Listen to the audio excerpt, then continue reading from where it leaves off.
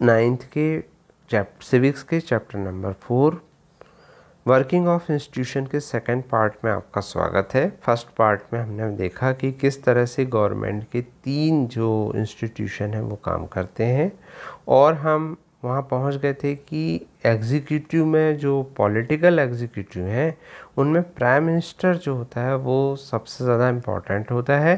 तो अब हम आगे बढ़ेंगे प्राइम मिनिस्टर के जो पावर हैं उनके बारे में। तो पावर ऑफ प्राइम मिनिस्टर में आएगा कि कॉन्स्टिट्यूशन जो है वो बहुत कुछ तो नहीं कहता पावर ऑफ प्राइम मिनिस्टर के बारे में, लेकिन हेड ऑफ गवर्नमेंट के लिए प्राइम मिनिस्टर जो होता है उसके बहुत वाइड रेंजिंग पावर है। ठीक है, उसे हेड ऑफ गवर्नमेंट कहा जाता है। तो वो कैबिनेट मीटिंग को चेयर करता है, सबसे पहला काम। वो कोऑर्डिनेट करता है डिफरेंट डिपार्टमेंट के वर्क को। सेकंड है उसके डिसीजन फाइनल होते हैं यदि डिसएग्रीमेंट होता है डिपार्टमेंट के बीच में। तीसरा है वो जनरल सुपरविज़न का पावर रखता है, मतलब सारे जो मिनिस्ट्रीज़ के वर्क हैं उन पे वो नज़र रखता है। चौथा है प्राइम मिनिस्टर जो होता है वो डिस्ट्रीब्यूट और रीडिस्ट्रीब्यूट करता है वर्क को। यदि वो देखता है कि मान लीजिए कोई मिनिस्ट्री अच्छे से काम नहीं कर रही है तो वहाँ का मिनिस्टर वो बदल सकता है। फिर उसको डिसमिस करने का भी पावर होता है मिनिस्टर्स को। और एक ख़ास बात होती है कि यदि प्राइम मिनिस्टर क्विट करता है, रिज़ाइन दे देता है, तो पूरी मिनिस्ट्री को रिज़ाइन करना पड़ता है। तो ये प्राइम मिनिस्टर के पावर है। तो if the cabinet is the most powerful institution in India, जैसा हमने पहले देखा कि जो कैबिनेट है वो महत्वपूर्ण पावरफुल इंस्टीट्यूशन है इंडिया में। तो कैबिनेट में प्राइम मिनिस्टर जो है वो बहुत ज़्यादा पावरफुल है कैबिनेट के केस में।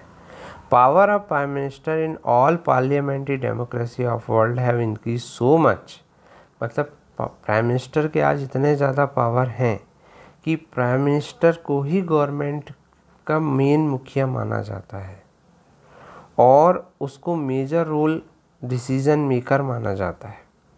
Prime minister control cabinet and parliament through the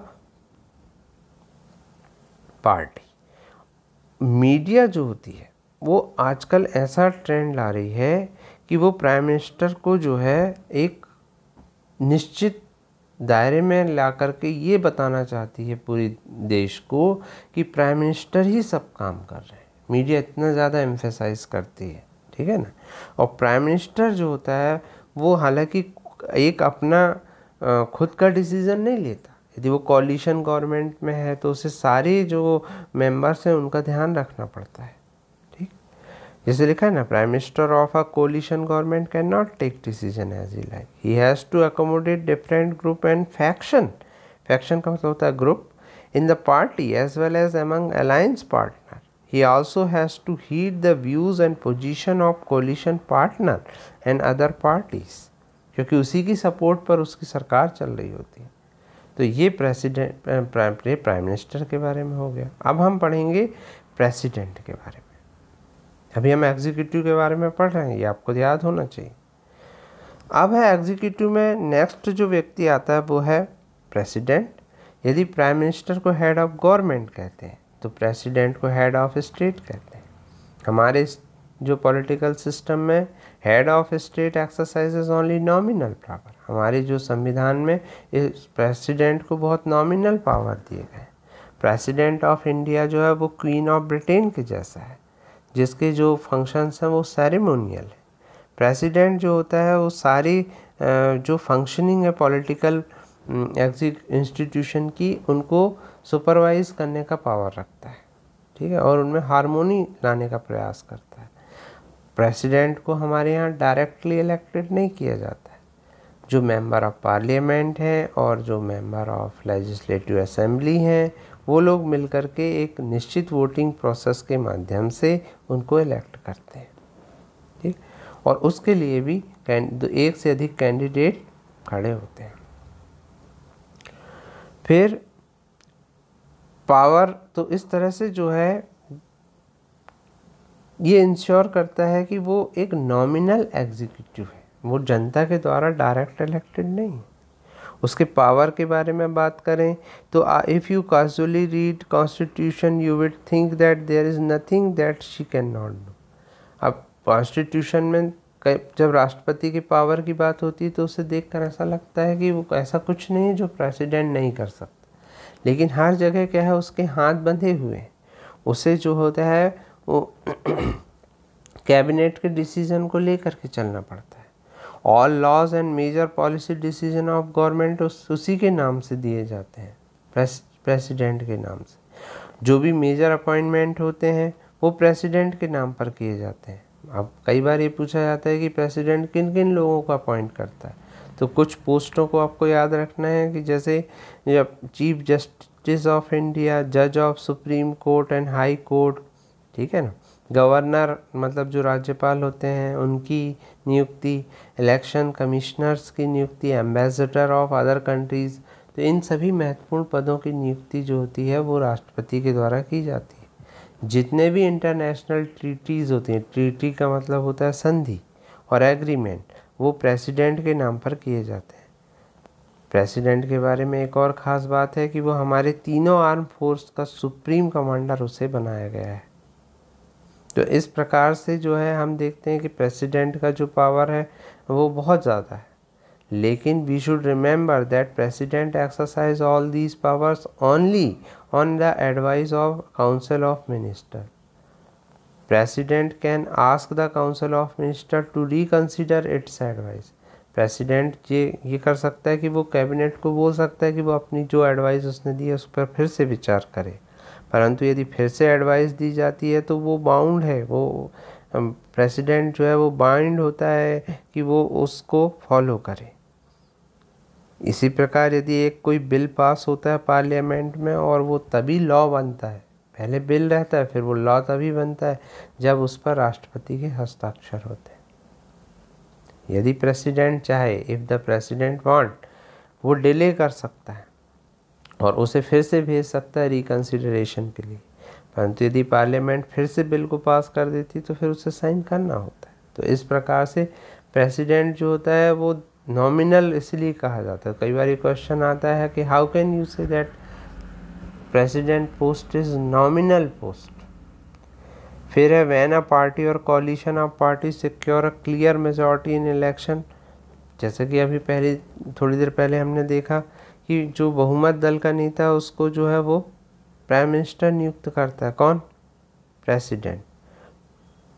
परंतु जब ये होता है कि कोई पार्टी को बहुमत प्राप्त नहीं है तो फिर वो उसको अपने डिस्क्रिशन पावर का यूज़ करना पड़ता है। डिस्क्रिशन का मतलब होता है विवेकी पावर।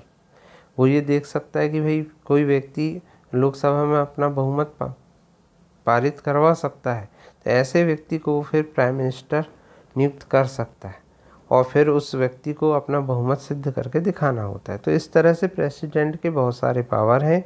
कई देशों में तो प्रेसिडेंशियल सिस्टम है। Many countries of the world president is both head of state और हेड ऑफ गवर्नमेंट। कई ऐसे देश हैं, अमेरिका जैसे देश, जिसमें प्रेसिडेंट जो होता है वो डायरेक्टली इलेक्ट किया जाता है और वही अपने डायरेक्ट सारे मिनिस्टर्स को अपॉइंट करता है, ठीक है ना। लेकिन और उसमें उसको वीटो का भी अधिकार है। हमारे यहाँ ऐसा नहीं है लेकिन कई जगह ऐसा है, ठीक। और उसका फिक्स टेन्योर होता है 4 ईयर्स का। हमारे यहाँ 5 साल का होता है, वहाँ पर 4 ईयर का होता है, ठीक है। और he has a fixed tenure of 4 years and complete it even if his party does not have majority in Congress। उसकी पार्टी को यदि मेजॉरिटी नहीं भी है तो वो 4 साल का कार्यकाल पूरा करता है। तो ये मॉडल जो है वो कई जगहों पर है जिसको प्रेसिडेंशियल मॉडल कहते हैं। तो हमारे यहाँ जो है, तो ये थे हमारे एग्जीक्यूटिव के बारे में।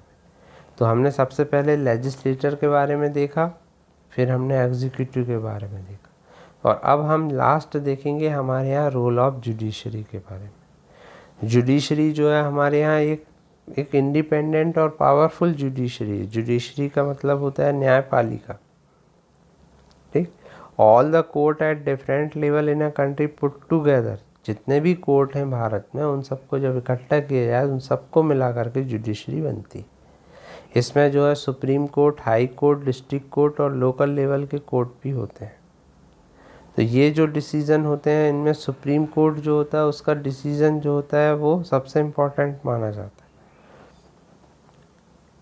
ये जो है सिटीजन ऑफ कंट्री के लिए जो यदि कोई डिस्प्यूट आता है तो सुप्रीम कोर्ट का डिसीज़न बहुत इम्पॉर्टेंट होता है। सिटीजन और गवर्नमेंट के बीच में यदि कोई विवाद उत्पन्न हो जाए तो उसके लिए ये इम्पॉर्टेंट होता है। और 2 और मोर स्टेट गवर्नमेंट के बीच में यदि कोई झगड़ा लड़ाई हो जाए तो उसके लिए जो है डिस्प्यूट हो जाए तो उसमें ये बहुत महत्वपूर्ण काम करता है।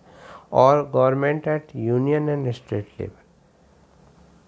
फिर सारे सिविल और क्रिमिनल केस का सबसे हाईएस्ट कोर्ट जो होता है वो सुप्रीम कोर्ट होता है। यदि आपको किसी व्यक्ति को हाई कोर्ट में मान लो डिसीज़न नहीं लगा कि मेरे अनुकूल आया, जैसा न्याय मुझे मिलना चाहिए वैसा नहीं मिला, तो वो सुप्रीम कोर्ट जा सकता है। दूसरी इम्पॉर्टेंट चीज़ है हमारे यहाँ इंडिपेंडेंस ऑफ जुडिशरी। इसका मतलब है कि जो जुडिशरी है वो लेजिस्लेटर या एग्जीक्यूटिव के अधीन नहीं है। जज जो होते हैं वो गवर्नमेंट के हिसाब से काम नहीं करते या किसी पार्टी के हिसाब से। जो भी जज है या जुडिशरी है वो इंडिपेंडेंट है। जो जज ऑफ सुप्रीम कोर्ट और हाई कोर्ट हैं वो प्रेसिडेंट के द्वारा नियुक्त किए जाते हैं और चीफ जस्टिस के साथ कंसल्ट करके प्राइम मिनिस्टर के एडवाइस के द्वारा उनको नियुक्त किया जाता है। In practice, it is now made that senior judges of Supreme Court select new judges of Supreme Court and High Court. There is very little scope of interference of political executive. तो इस तरह से जो justice system है उसमें political executive का बहुत कम role है। जो सीनियर मोस्ट जज होता है सुप्रीम कोर्ट का उसी को चीफ जस्टिस बनाया जाता है। तो इस तरह से हम देखते हैं कि सिलेक्शन में जो है जुडिशरी बिल्कुल इंडिपेंडेंट है पॉलिटिकल एग्जीक्यूटिव से। फिर president of president of India को रिमूव करना डिफ़िकल्ट है उसको। उसी तरह से चीफ जस्टिस को भी आसानी से नहीं हटाया जा सकता। उसके लिए पार्लियामेंट में इम्पीचमेंट मोशन लाया जाता है। इम्पीचमेंट मोशन जो होता है वो separately 2/3 member of 2 houses of parliament से पास होता है, तब जा कर के जो है चीफ जस्टिस को हटाया जाता है। हम लकी हैं कि हमारे भारत में ऐसा कभी नहीं हुआ है। फिर है जो जुडिशरी है इंडिया का वो बहुत पावरफुल है वर्ल्ड में। सुप्रीम कोर्ट और हाई कोर्ट को पावर है कि वो कॉन्स्टिट्यूशन को इंटरप्रेट कर सकते हैं, वो लॉ ऑफ लेजिस्लेटर को इनवैलिड घोषित कर सकते हैं और एक्शन ऑफ एग्जीक्यूटिव को इनवैलिड घोषित कर सकते हैं, चाहे वो यूनियन लेवल की गवर्नमेंट हो या स्टेट लेवल की गवर्नमेंट हो। यदि वो देखते हैं, यदि जुडिशरी देखती है कि कोई लॉ जो कॉन्स्टिट्यूशन के अगेंस्ट है तो फिर वो क्या करती है उसको चैलेंज कर सकती है और इसको रिव्यू करना कहते हैं, जुडिशियल रिव्यू करना कहते हैं। सुप्रीम कोर्ट ऑफ इंडिया जो है वो कोर और बेसिक प्रिंसिपल ऑफ कॉन्स्टिट्यूशन के हिसाब से काम करती है। उसमें वो कहती है कि भाई यदि कॉन्स्टिट्यूशन में कुछ लिखा हुआ है तो उसको चेंज नहीं किया जा सकता। सबसे इम्पॉर्टेंट काम है जुडिशरी का, वो गार्जियन ऑफ फंडामेंटल राइट है कि वो नागरिकों के जो मौलिक अधिकार हैं उनका उल्लंघन बर्दाश्त नहीं करती। हम अगले चैप्टर में ये देखेंगे जिसमें डेमोक्रेटिक राइट्स के बारे में दिया है कि सारे लोगों को अधिकार है कि वो सुप्रीम कोर्ट जा सकते हैं। Anyone can approach the court if public interest is hurt by action of government। और आजकल गवर्नमेंट ने ये सुविधा भी है हमारे यहाँ सुप्रीम कोर्ट में कि PIL लगाया जा सकता है। PIL का मतलब होता है पब्लिक इंटरेस्ट लिटिगेशन। यदि कोई ऐसा मुद्दा है जिसमें पूरी जनता का हित छिपा हुआ है तो उसके माध्यम उसको लगा करके जो है सुप्रीम कोर्ट से डिसीज़न लिया जा सकता है। तो इस प्रकार से क्या होता है कि सुप्रीम कोर्ट जो होता है वो डायरेक्टली जनता के हित से जुड़ा हुआ है, ठीक है ना। The court intervene to prevent the misuse of government power to make decision. They check malpractices on part of public officials. That is why the judiciary enjoy a high level of confidence among the people. और हमारे यहाँ जो है judiciary का बड़ा respect है और लोग जो होते हैं वो जुडिशरी की बहुत ज़्यादा इज्जत करते हैं. हाई लेवल ऑफ कॉन्फिडेंस है लोगों को जुडिशरी पर. तो इस प्रकार हमने तीनों इंस्टीट्यूशन के बारे में अच्छे से पढ़ा. आपको पूरे इंस्टीट्यूशन समझ में आए होंगे कि किस तरह से मिलजुल कर डेमोक्रेसी के लिए काम करते हैं. तो thank you very much for attending my class. ये पार्ट 2 है और ये आपकी NCERT बुक के हिसाब से मैंने आपको बताया. Thank you very much.